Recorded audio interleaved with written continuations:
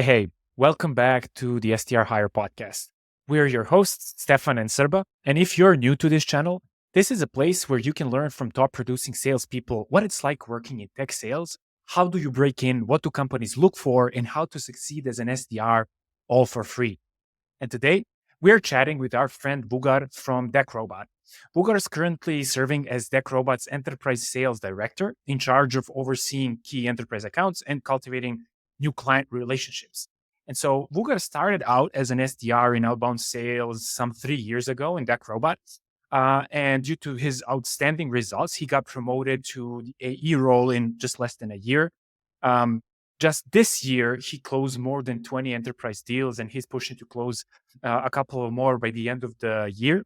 And how is this even possible? We're going to learn in just a few moments. And from what my colleague and co-host Srba told me, Vugar is one of the most respected AEs by the entire SDR team. He gives very practical guidance about ICP, targeted accounts, crafts his own messages that convert well, and then picks a few promising SDRs, tries to make stars of them. Obviously, if they're willing to work, to put in the hours, listen to his advice, and follow strict enterprise discipline with execution. So, without further ado, Vugar, welcome to the show. Oh, man, this is a hell of an introduction. Was it? Yeah, it was, man. You did a really good job. I appreciate it. Look, I'm stoked to talk to you guys, exchange some ideas and also hear a little bit from you. So I'm definitely excited to go with this and also give, viewers a little bit of, value and understanding. And so, yeah, great. Thanks for inviting me. 100%, man. Why don't we just kick it off with you introducing yourself? Obviously, I covered a few things here and there, but it's always great to hear, our guests introduce themselves. So, who's Vugar? Sure, man. Well, I'm a sales guy. To be honest, I've identified myself as a sales guy. Whenever I give any type of interest, whether that's with friends or anybody else, I think sales is just kind of a core competency from my side. And I've been a sales guy since I finished over uni. I started off as a student ambassador, as they call them, during unis. We used to open those uni open days where we've done like lectures on why somebody should join our university. So I used to do these open lectures, and people were quite impressed with how I hardcore sell those university days and kind of convincing people to join our uni. And at that point I was like, oh gosh, maybe, I kind of want to present and have people give me feedback on how I present. And from there on, I just started going through a bunch of different jobs. I've done some junior jobs as an SDR here and there, like Oracle, and then a couple other small startups. And then I joined DeckRobot around 3 years ago, like you mentioned, and kind of grew my ranks throughout. I benefited from the fact that it was an early stage startup, so there was a huge amount, and still there's a huge amount of opportunity for growth for sales folk like myself. And yeah, since then I've been just kind of like you said, moved towards the ladder of initially starting as a junior guy, and now helping SDRs, become sales professionals, also obviously closing deals and being accountable for some of the larger deals as well. Amazing. Love it. Love it. Obviously, everybody starts from somewhere. You kind of started out and you had that sales mentality from the get-go. It seems like you're super young. I hope you don't mind me asking how old I'm you are. 26, man. Are you kidding me? You're 26 and you're closing 20 enterprise deals a year. I try to, Yeah, but I started early, man. Like my first job, my first sales job, I got it when I was 18. So by the time I was 21, I was already closing some deals. Yeah. So, and I also went to school very early. I went to school when I was like 5 or 6. So when I finished my school, I was like 16. So I kind of just, this whole early stage kind of worked on me through the time. So by the time I joined DeckRobot, I was a little bit of a seasoned guy already. So that helped me out. I bet. And I mean, that's really amazing. Let's talk about DeckRobot. Obviously, you and Srba are, you go hand in hand. You help each other succeed. Obviously, you give feedback. Srba helps with his team and provides meetings. Maybe you guys can kind of walk us through what that looks like. In terms of our workflow when it comes to generating pipelines and moving leads through the stages, is that the question? Yeah. Like, what does that actually look like? Does Srba give you a hard time? Do you give him a hard time? No, so Srba, do I give you a hard time? Not really. Maybe, yeah. I mean, obviously, Vugar and I, we know each other quite well, but, as obviously, maybe, I can also kick off with a first question or maybe a point for consideration. I like talking about SDR account executive partnership and how crucial that partnership is in driving revenue growth in every organization. So, since I'm leading the outbound SDR team, and our basic job is, to book qualified meetings, and then Vugar and other guys from account executives team hopefully close some of those meetings. So Vugar, maybe one question for you, like, how do you consider SDR account executive relationship? How important it is? And how much does it help the fact that you were SDR yourself, and I know that even nowadays you source your own leads, and honestly, this is something not all account executives do themselves. So could you comment a little bit on SDR account executive relationship, and is it important? And what would you say on this? Yeah, great question. Yeah, I mean, I think if we look into the market, I don't have the hardcore data, so you guys can't, don't make your due diligence. But from what I've been hearing and seeing, I think most of the market, at least 60 to 70% of all pipelines that is being generated is generated by SDRs. If you look at SaaS, on-prem, hardcore solution hardware, I mean, clearly a larger chunk of a pipeline is generated by SDRs, which obviously means that we should not just consider them as being professionals, but we should probably look at them as part of the whole deal. I think a lot of times there is a separation between AEs and SDRs, and that one is just simply a pipeline generator. I think it's a bit more than that, to be honest. At least that's a shift I'm seeing. So I think the more AEs can bring SDRs into a whole process, and that could be like just simple examples of having them, fill in some of the CRM as at the very basic, to informing them about how the initial call went, regrouping after the call, adding them to CRM notes, keeping them in copy, right? So all those small minor details that looks like a very tiny thing for an AE, especially if it isn't one, for SDR, that's a whole wall, right? So that's all the data points that they get apart from the phone calls, which is, sometimes boring to listen. I mean, nobody wants to hear a 40-minute call as excited as you are as an SDR. So I think that transition that we're hopefully going to see of SDRs being just pure pipeline generators towards, being introduced across the whole deal cycle up until closure, I think that's how it should be viewed. In regards to just my own sense of whether I've been an SDR and that affected my stance on it, I think it definitely did from an empathy perspective. I definitely got, I'm more empathetic probably just because it hasn't been super far away when I was generating a pipeline myself or for other people. So the element of empathy does help me communicate clearly and involve them as part of the deals. But I think that empathy is pretty easily developed. You just need to find out the SDRs that you are loving to work with, figuring out where you can help as a professional. And next thing you know, you wake up and that SDR relationship is being developed. So it does help, but I think everybody can do a better job. That sounds good to me, and totally agree. And definitely, I always, whenever I talk with my SDRs, you are, man, the one that everybody would like to work with you. I know you are not easy to work with, just because you are demanding and at the same time you bring the most results for the SDRs. So it's also rewarding at the end of the day. So very good point, Srba. Yeah, I mean, demanding and rewarding. Yeah. Yeah, let's not miss the point, right? Let's not miss the point that the one of the biggest things why AEs become AEs is most of the time is due to a high level of discipline, right? And not every SDR has a level of discipline in order to move forward. I mean, you can learn the skills and you can understand how to be socially not awkward in front of a customer. But one thing that, clearly AEs have is a good discipline, or at least that's what gets them promoted most of the time. So I think that learning that discipline through sometimes a bit of a hardcore feedback is something not to be overlooked, So I am, in a sense, certainly sometimes harsh with my feedback and I'm quite clear cut. But when I see an opportunity to tell an SDR that they've done a good job, right? Or tells them that they've done a really good job in front of the team. I don't want to miss it. So I don't want to just be a hardcore guy. I want to, like you said, reward it something. Yeah. And whom do you prefer having on the demo call? What is the title, seniority, or maybe decision-making power, budget authority? What works best? My question would be like, how do you qualify sales lead? Are there any qualification methods that you prefer?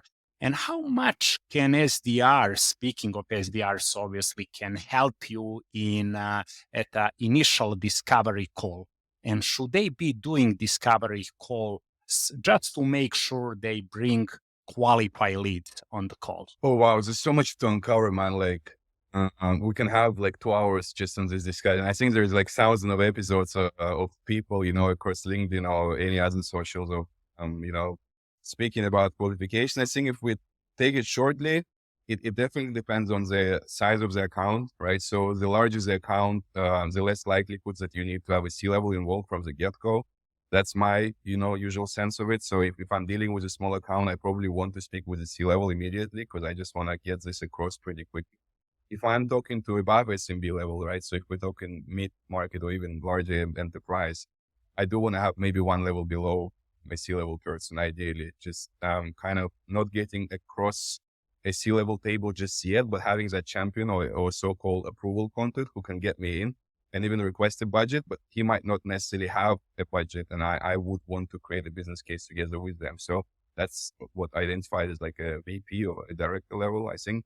That's what goes down. But in terms of qualification, shortly, sir, I think two things, right? I'm seeking understanding of authority from a paper perspective. That's one thing I probably care the most, is how far he or she is in the org, structurally and hierarchically. If I am going to do an account, where would they land, right? So that's what I'm thinking. And then I'm talking about certain social elements, which I think not everybody is thinking about, is the level of respect that this person might have internally. That's something that not everybody realizes. Somebody could sit really high up, but they might have not enough leverage to push things out. So when I'm looking at somebody, I'm always asking my question, okay, if this guy is going to go with my business case inside the org, how much of a hearing power and listening power does he have from other leaders who can actually approve my business case? That's probably. So is that how you define the champion? And I just wonder, can we close the deal without the one? I think you used to. No longer that's the case, to be honest. I think if we look into the 2, 3, 4 post-pandemic, right? Pre-pandemic action, you can try to drive a sales action by yourself. There's a couple guys, on the internet, like Nate Nastrala, and I'm sure you've heard of those guys. They talk a lot about this new trend of almost like, if you are not in the room, is there anybody who is going to sell for you? And also, most likely, the deal and the decision on your deal will be done without you being in the room. Which means, if you are not in the room, is there anybody on your side that you're confident who can sell the software on your behalf? And I think that's one thing that I see a lot of people still not being able to adopt. They're kind of driving a sales without having a person really hooked into a software, and then at some point it gets misqualified, it gets lost, and then people ask the questions of what happened. And I think the most important element is, if you're not in the room, right, and if there is an internal conversation, because most decisions would be made without you being in the room. So if you're not there, is there anybody who is doing it? So for me, that's what I look into when I look at the guy or a girl. If I'm thinking, okay, if I'm not there, do they have enough leverage, power, and content to be able to close the deal without me, and almost kind of keep it driving through them first? That's super powerful. Just to take you one step back, if you don't mind, and obviously in DeckRobot, we know what is our ICP and targeted persona. Usually we go after decision makers, right? And I would just wanted to maybe comment shortly, do you prefer like a middle to top approach? Maybe bringing people with certain influence on the call who could potentially further bring us to decision makers, rather than just targeting high seniority guys? Would you even consider this, let's say, a slightly different approach, or you would consider this to be pretty much waste of time in most cases? I think I know what's your take, but I would like you to share with, No, sir. the I audience. think no. As much as I have a hardcore thinking about getting a hold of senior people, that's my usual memo. Srba knows, like I want to deal with as senior as possible. But if we look at the market, like if you just transition, going back to our original topic, maybe about how we can help SDRs, right? If you just transition to a EU role, you might not be always looking for a chief marketing officer globally jumping on a call and doing a discovery with. And you might not have a good enough questions to ask those people to be able to have an engaging discussion. You might blow it, right? So if we look at the general market, and if you're a SDR just transitioning to a EU role, or SDR who is trying to pick up on the initial discovery training, I think your best call is to speak with, that middle to director level seniority before you really jump into those calls. But the only difference that those senior calls make with SM, like senior to mid level, is just ability to make decisions instant, right? If somebody has a budget available, right, and that's what if you were thinking about why am I pushing for that dimension? If I'm on a call with somebody who can directly purchase something, and I can make even 1, 2, 3 deal calls pretty quickly, I would want to benefit from a quick closer, because I'm a quick closer, right? Yeah, and I can tell we will talk a little bit about sales cycles, and we know how long they last in enterprise sales at least. But when I was, let's say, preparing for this episode, Vugar, one thing I read from your LinkedIn profile, and I've heard you saying a couple of times on our team calls in Deck Robot that somehow you consider objection handling to be a little bit outdated concept. And then I said, what the hell, man? From day one, I teach new reps that they should really master objection handling skill, that the better they become in objection handling, the better they will, the more success they will have. And then I have Vugar, the guy who is absolutely the champ in our team, telling that this is pretty much outdated. So did I hear that well, or? No, let me put some clarity, right? It's very important to separate Srba like SDR kind of objection handles with what AEs do, right? So I think I'm purely talking about objections that happen on the call, right? I think when you are facing objections on paper, aka LinkedIn or email, most likely the lead on that side is just pre-qualifying you as well. So they're not always immediately seeking for exact answers. They might be just trying to understand if you're going to give a good enough answer to their question for them to move towards the call, right? So they're not looking for A, B, C, D. Most likely they're just looking to see if you're a decent dude to start a conversation with or do business. So I think it's important to put that across. Now, when it comes to SDR objection handling, I think you absolutely have to have a set of a knowledge base, or at least answers that you can prepare yourself to put across the lead to be able to push them towards a call rather than not. But if I want to clarify what I mean by non-objection handling, approach when it comes to calls,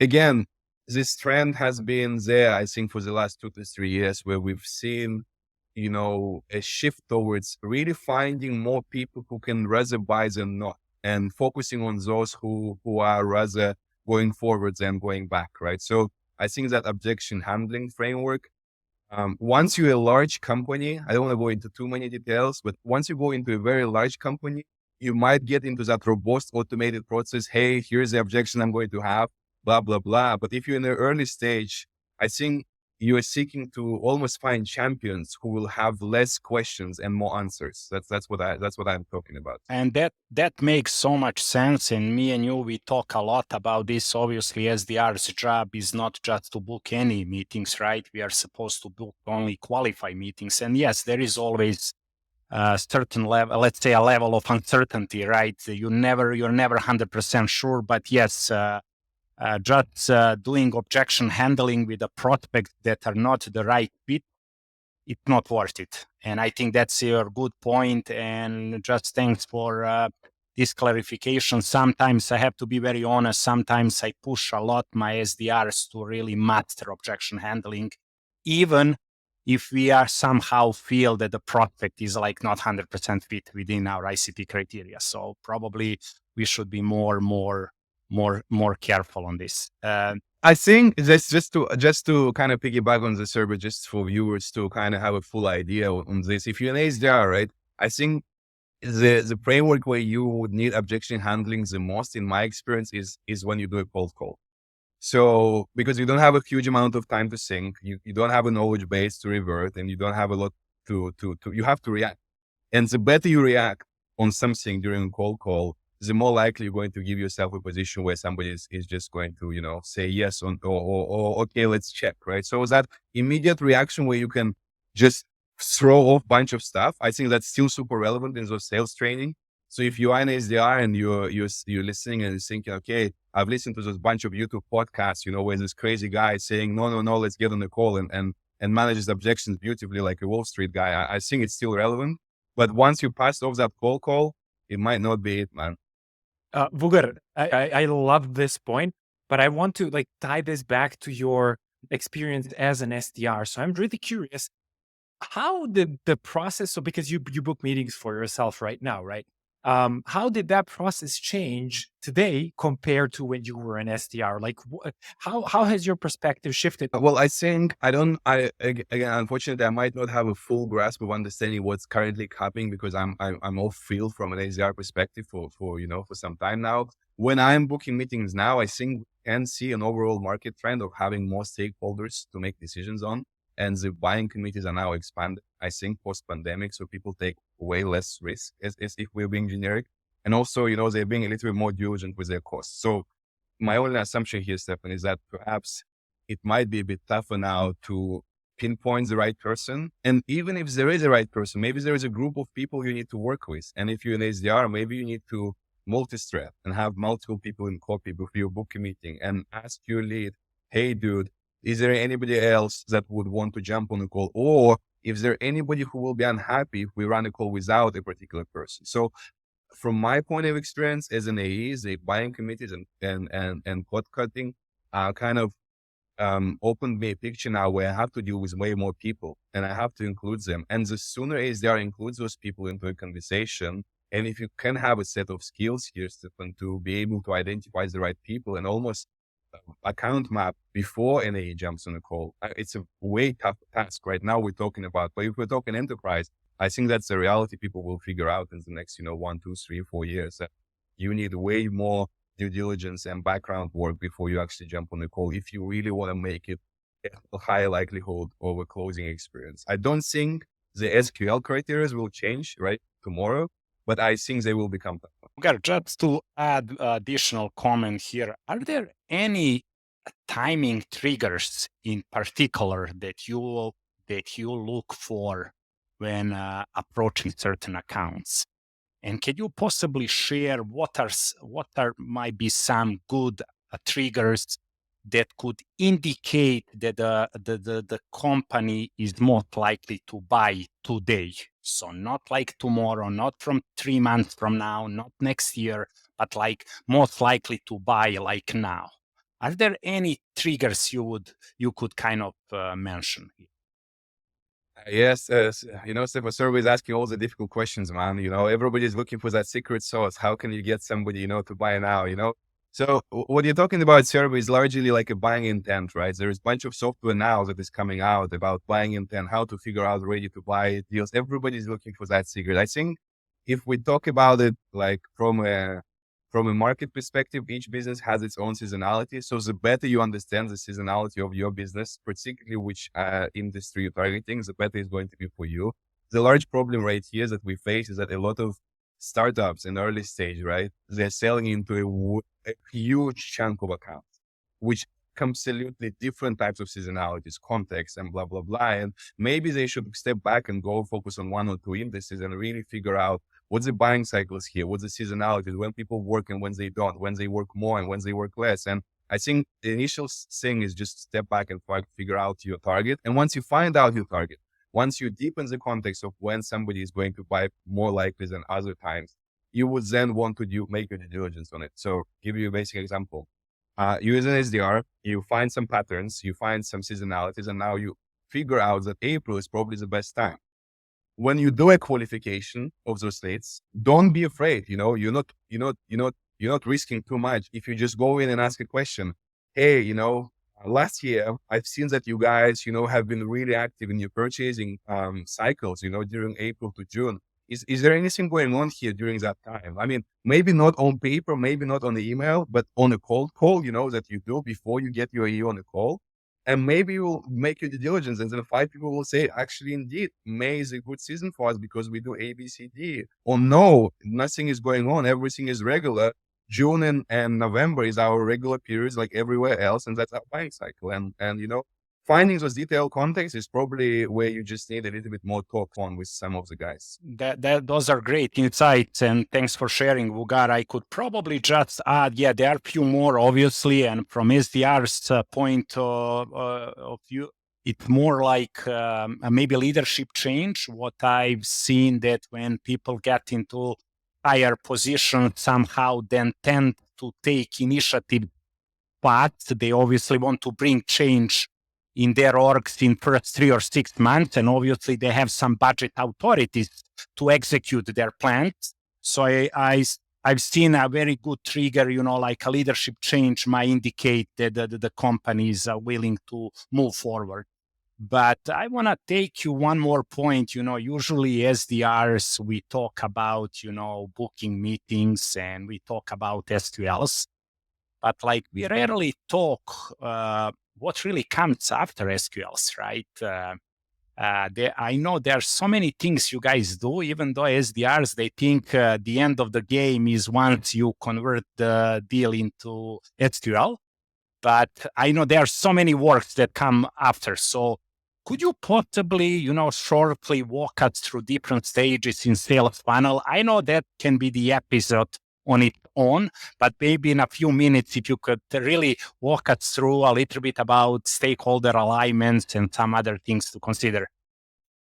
Sure, Srba. Great question. So I think for those people who are currently listening us, you might be, the level of your confusion would really depend on how mature your organization is both from a sales and a revenue perspective. So what you'll find out is that the super, upscale company post series C, D, they might have a very automated, robust process and everything is clear of what SQL is and what happens after the initial call. And you just have CRM stages, like for everybody from SQL to stakeholder alignment to proposal and budget approval and your IT and legal, and you're done. And then you don't have any confusion about what's the deal, why the deal went south, right?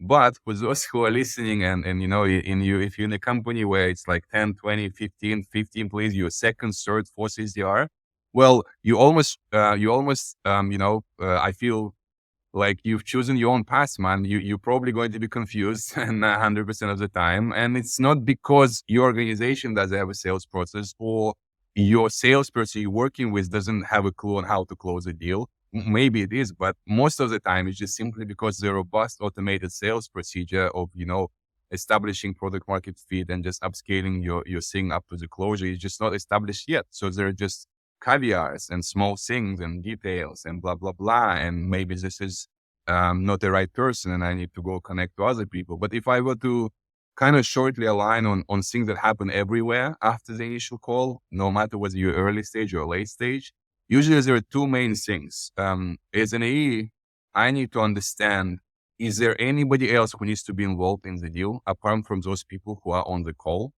And then is there anybody who might be against my deal? So those 2 buckets is what you need to identify, and also ask your AE as an SDR, hey dude, seems like everybody on a call were on board. Is there anybody else you think we need to outsource, go outreach, find out, put in the calendar, keep them in copy? And then the second question to you is, hey dude, great call. Look, I'm just thinking about, is there any potential people who might be gatekeeping this and going against this? And then just those 2 things, without you knowing anything as SDR, both from your AE pipeline perspective or your maturity of the organization, you can just find out the process pretty. And once as a AE, I find out who are for me, I usually try to build a business case with them together. And then once I identify the people who are not for me, I need to find out why and how can I connect to them sooner and turn them into people who might not be for me, but at least they wouldn't go around and throw a bunch of crap on me. Sorry, my language. So That's two things that happen. And then maybe one more thing here, sir, but to outline shortly is the business case, right? Most of the businesses would have some sort of rather qualitative or quantitative ways or validation frameworks to identify if your business model really fits their business model and you're going to bring them a return. So there is some sort of economic advantage framework that each business should have if you're really moving forward. So if your AE and you as SDR sitting there don't have a mechanism to almost validate and kind of quantify the business impact you're going to make on the organization, I would be asking myself question, why is this dude not having enough explanation for this deal and why is they even buying? That's just great insights, Vugar. And at what stage can you be 100% sure that there is a real use case for the org? Is there after initial call or maybe after a first or second follow-up call? Probably depends from case to case, but is there any pattern that you've been seeing lately on this? So I think the two things to uncover. First one is there really, I would really push any organization to establish some sort of an SQL criteria. And me and Srba, we've been working on it, as our organization matures, we're still trying to find out some elements. And there is struggling a little bit. Yeah, but it's fine. You have to be comfortable with that unclarity because you have to establish a process. At some point it would work. But first thing I would do is I would find out if I have an SQL criteria with my work, right? Whether that's VP of revenue, sales ops guys, or even your AE who have established some use cases. I would want to tick off some stuff on paper, right? So 1, 2, 3, 4 points. Here is clear. I have checked in this SQL criteria and I'll go back to my AE and ask, hey, dude, seems like on paper you've tagged those 3, 4, 5 points, whatever, use case, seniority, next steps, blah, blah, blah, approval, next meeting is set up. Whatever those criteria are for your business, right? I wanna almost make sure as an SDR, I have those on paper and I can go ask my, do you have a qualification framework? And then another point is that you might not have that qualification framework. And then that becomes an issue because then you have to work with each AE and try to find out what's really pushing a deal for him, right? Does he or she have a certain criteria which would say this is black and white, right? And if they do, sometimes you would have to align with multiple different things with different AEs as your organization matures. And sometimes it's okay, but I would urge organizations to obviously kind of unify the ASAP because it creates issues for everybody. Now I have no question in mind. I was going to ask you one thing. We all understand that in enterprise, sales cycles tend to last long. Sometimes it's usually like from 6 to 9 months, sometimes even 12 months. But somehow you manage to close. We have some deals that you close and it's no secret, like within like 2 months, right? And so I wonder, how can we accelerate this deal closure in enterprise sales? How can you make this sales cycle shorter when we all witness one, let's say, global recession, and as you mentioned yourself at the beginning, that budgets are tightened, right? And it seems that the sales cycles are only expanding. So what would you say? How can we accelerate the speed of the deal closure? Sure. Good question, sir. But look, and I think now maybe less SDRs would be super interested in this. Maybe they would because it would really ultimately depend on your bonus and how fast you get something out, from a closed deal as an SDR. But I think for AEs, that has become a huge issue, right? Because something that would have been closing in 3 or 4 months before now gets closed in 6 or 7 months. And it all goes back and ties to the point, right? If we want to step back for a second, it's because the amount of stakeholders who make a decision on your deal now is larger. And the time that it gets processed is high because people used to buy software left and right with pandemic. They didn't really care about the business impact or outcome. And now they're slowly realizing, oh, wait a second, let's do it under due diligence this week with my CFO. And then CFO tags of 2 or 3 or 5 different vendors and really make due diligence and ask questions. Do you really need this software? And then you end up as an AE where you have a 6-month cycle and you have to ask your 2 questions. First, do I have enough champions? And maybe I should have more than one in a deal because that usually helps accelerate things. And if I only have one champion, would that be enough for me to even close it? And the second point is, what's my business model here, right? What's my entry business model? Am I suggesting a 100K contract? Well, guess what? If it's a 100K contract, there is not a single, maybe there are a couple of stakeholders who have a threshold of 100K to be approved. But in most cases, it's going to be 3 or 4 people. So if you're trying to minimize the time, most likely you need to minimize your financial threshold and maybe cut down your initial cost or entry business model for maybe 20K or 30K, and then maybe get an approval faster because now you no longer have 15 people. The most issues arise when an AE is pushing over 150. If you're a small startup, especially, you're there sitting down, sweating. You have this one deal, which is 200K in your pipeline, and somehow every other deal is just 15 or 10 or 5K. And you're like, I think I can still close it. Well, you probably got to ask your question, are you really going to close that 200K deal, man? You might not have case studies. You might not have enough stakeholders. Maybe you should really, think twice about, do you really want to bring that proposition to the table? So quick question about when you want to make sure that these stakeholders get, contacted, do you contact them yourself? So let's say your SDR opened an account, do you contact them or do you partner with your SDRs? And what does that look like? It's a really good question, Stefan. I think we're discussing very important matters we're talking about it now. Trust me, it will take another 5 years to people to change their workflows. And it all goes and ties back to my initial point, Stefan, of introducing SDR as part of their sales process, right? So if you haven't done it, and now an SDR is a simple pipeline generator for you, guess what? He's going to tell you, man, I'm not going to go do some work for you. I already brought this lead. I see no value of me doing additional work here if you already haven't closed this guy. So now instead of creating support function, you've just created more questions for you internally with your SDR and you don't even know what's going on. So what you need to do is, before you even move towards outreach and responsibilities, you need to ask your question. Have I introduced as an AE, this SDR enough to this deal cycle that they will feel comfortable in pushing extra support from me? And if you did, which sometimes I tend to do, all of a sudden I go back and say, whatever, Srba, Omar, Oleg, whatever, man, Jack. Hey, Jack, here's what's going on. You're probably already in the loop. You've seen the CRM notes. I'm struggling, man. I need another champion. I will reach out to 15 people. Can you also reach out to 15 people? Don't just throw the work to SDRs, but half it, make it responsible, make it your own deal. And then all of a sudden SDR understands, oh, wow, this is not me, him, and then get close. This is us trying to push this forward. And until you have that vision, you can't separate responsibility. It's impossible. Vugar, I have to say that I always admired your strategic way of thinking and practicality that I often hear in your approach. I remember I got shocked a couple weeks ago on the company called when we were discussing what we should do since it's December, right? And we are slowly approaching Christmas season. And I remember you saying something that I was totally against then, but to be honest, I'm slowly starting to change my approach there. You said that we should probably should not focus on bringing more demos on the table, but we should focus on closing existing ones.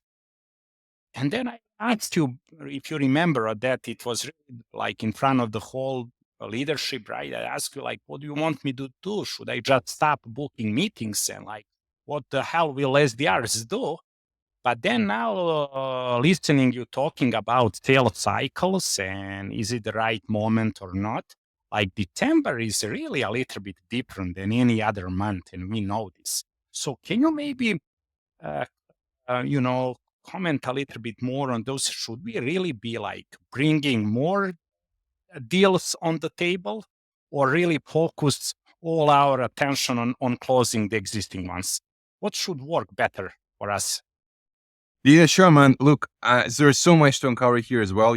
I think it ties down to two different things: quota planning, right, and execution plans with AE, and then SDR quotas for end of the year, right? Those two things unfortunately correlate, and not always SDR have the similar agendas with AE. And that's probably the only one point where things just don't intersect. SDRs are pushing for most things because they're trying to wrap up SQLs, and AEs are just trying to, poor guys trying to close the deal. So now all of a sudden, you have just two conflicting agendas for the first time. And somehow it's at the end, at the most stressful point. So if you're an organization, SDR or an AE, you probably should ask your question, why did we even lead to that point? Because if you're in December, man, and you're AE or SDR, you're trying to do something, it's too late, man. You've done yourself injustice of trying to push more things. So if we go back to the original point, Srba, of what should you do, or whether you should choose one or another, you should firstly ask your question, what type of AE you're dealing with as an SDR. If you're dealing with an AE who is all over the place, chaotic, doesn't have execution and quota plans, and they're trying to push more work on you, you probably want to align together and say, hey, do you have quota plans? Do you have execution plans? And if you do, what are they, right? And then you can see and clearly understand, oh, this AE has 3 deals he needs to close before December. Maybe I don't need to rush more meetings into this guy, or maybe I should. And then another guy has 10 deals he needs to close in the next 12 days. And he can do it. That's the most funny part, is that some AEs are just genuinely better, and there's some Q4 magic or whatever is going on. They have 10 opportunities they listed as to be closed before end of the year. And then absolutely you don't need to book any more meetings, right? And the reason is purely one and very simple engineering that everybody probably already understood before I even said it. But it's the fact that you cannot focus on deals which are at the early stage of your pipeline. You should focus on those who are at the end of it. And if you are trying to run around for the SQL, very early stage opportunities, and you have 2 deals sitting at legal or before signatures, you probably as an AE, unfortunately, have failed because you focus on the wrong side of your pipeline. You should be crazy to focus on the wrong deals. Absolutely. Something I wanted to point out is it seems like throughout this whole episode, we keep coming back to the same thing, which is this alignment between SDRs and account executives. It's really remarkable. At least, like obviously, Vugar, you really rely on your relationship with SDRs, but it seems like something that other SDR-AE teams could really. Yeah, man, people don't realize it, Stefan. You know why? Because it was so easy to buy software 3 years ago. You were, you were in a company pre-pandemic, let's say you're 200, 500 employees plus company, right? You're working there as a soldier, right? You have 500 people, let's say, org and 20 AEs. And then everybody looking at left and right, and they have pretty much robust sales process. Everything is automated. You know when you're going to close your stuff and you're done, right? And you're happy and you don't even care about SDRs. They're pipeline generators. They're going to bring you everything because you're so much relying on your process. And then now you're sitting at, post-pandemic period where everything is cut and you have 20 people you need to manage. I'm talking about enterprise sellers, right? I'm not talking SMBs. And you're sitting there and you're thinking, oh my gosh, man, like this has become so much complicated now. What the hell do I do? Now, guess what? It's not just SDR and AE relationship. Is your sales ops, is your VP, is your manager, is your finance team, is everybody around you who now need to help you close those deals, because just your own is not going to be enough. So if you're not leveraging everybody as much as you can for their own resource and their willingness to help you, you're really failing. Because at this point, if you're just relying on your own watching those traditional sales training of calling somebody and saying, hey, close the deal, I'll give you a discount. It's too late, brother. You missed out. So speaking of resources and this is something new. This is something you actually hear on podcasts like this. Like you can't really find good trainings out there that are going to teach you these nuances. And so what would you recommend for somebody who's a BDR or a junior AE, whatever? Where do they other than following you, obviously, but where do they find this kind of, resources for BDRs and AEs? Before they follow me, Stefan, I need to post more, on LinkedIn or anywhere else. So, I'll try to be more consistent, but, so yeah, absolutely. You're right. The sales training is outdated. It's a fact, guys, right? We're not trying to be controversial or trying to create any drama. It's clear that the original trainings that was run by guys, who were handling objections and, creating those scenes of calling a guy at 11 p.m. and trying to force him to close. It's no longer the case. So a couple of things, Fluent.io, a guy called Nate Nasrallah is a beautiful, beautiful resource which focuses on what do you do when the deal is really at your champion hand, and how can you enable a champion to drive you through a deal and through that complexity. And the second thing, a resource called Accord. Accord is like a mutual action plan software, and they have a great series on YouTube, actually led by the CEO, Ross.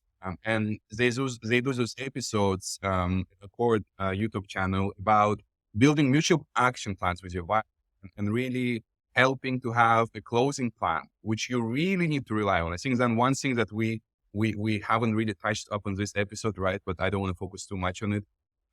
It's a mutual action plan, and any resource and any training around mutual action plans and how you enable buyer to commit on a certain KPIs or even a certain closing plan. You need to be digesting that information, because if you don't have a mutual action plan with your buyer, and if you don't have, clear steps, man, it's too late again. You're missing out.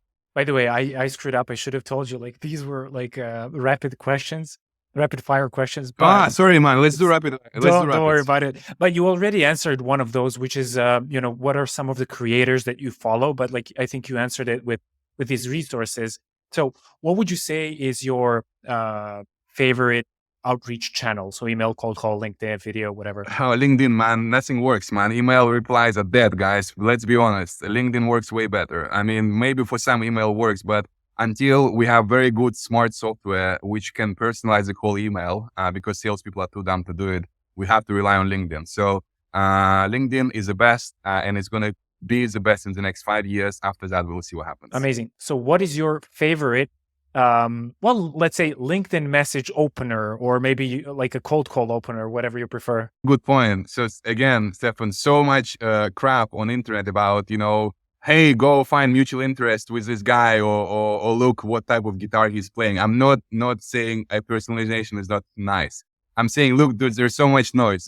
You have to break through that noise in some way or another. For me personally, it's cut to the chase. I really cut to the chase. Hey, dudes, here's I am. Here's what I do. Here's my value proposition. If he's the right person, let's speak. I'm looking for signals and finding people who are ready to buy, instead of trying to grasp those who are not ready. So I'm trying to qualify them faster and get them on a meeting, rather than focusing and trying to figure out what guitar he's playing on. I love this. Amazing answer. What do you think is the best SDR skill?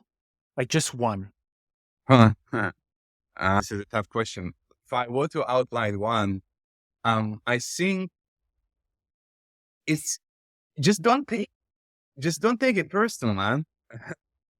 We have a tendency, especially when you just join as SDR, right? It's just transferring your social skills and human skills that you have with your dad or your brother or your close friend to some strangers on the internet who have zero crap about you and what you do, right? So start from that and realize they have zero shits to be given about who you are and what you do, until you probably have a third call, and it's probably not going to be used there by that time. And at this point, don't take it personal and treat it like numbers and dollar signs, man. And then once you do that, so for me, it's honesty, Stefan, and being just very business oriented.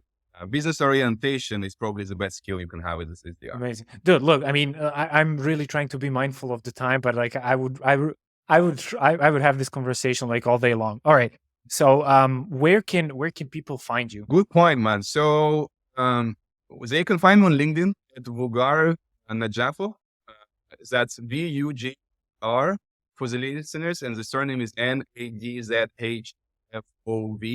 And also, because email conversions don't work, I'm now building a solution which will help you personalize email at scale with very depth research.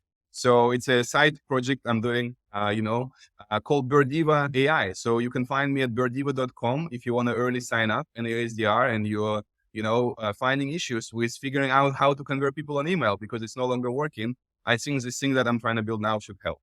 Amazing, brother. I mean, I almost forgot to ask you, like, feel free to promote anything. No. Done all the promotion. That's all, perfect. All I need. Can you just make sure you spell it out? Very good word. Sorry. So birdiva.com.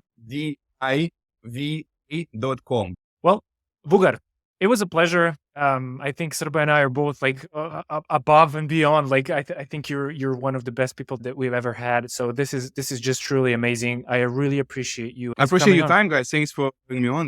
Hopefully people can listen and find some value. Thank you, guys. Thank you. Thanks for sharing some great insights with our audience. And I've learned a lot. Obviously, me and you, we talk on a daily basis, but this is just so much wisdom that I hear from you, and it's amazing, and I just hope that all SDRs and obviously account executives will take some of this wisdom and stay relevant.